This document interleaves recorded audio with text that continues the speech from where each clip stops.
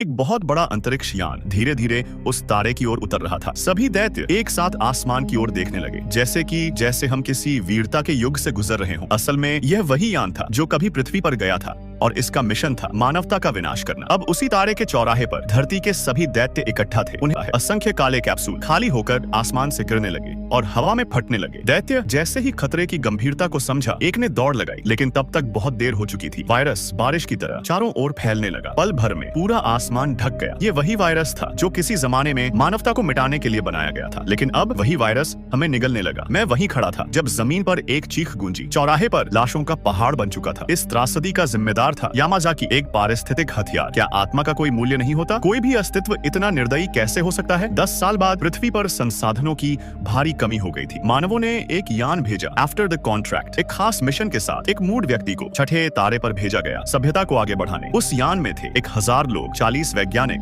और हजारों बाहरी प्रवासी। मगर सफर के बीच में कोरो नामक अजीब पल्स पथ में हमें एक सिग्नल मिला। ऑपरेटर ने जब उस सिग्नल की ध्वनि निकाली तो वह एक जानी पहचानी धुन थी। इतने विशाल ब्रह्मांड में जहां सभी सभ्यताएं मिल चुकी हैं, वहां मानवता के निशान कैसे?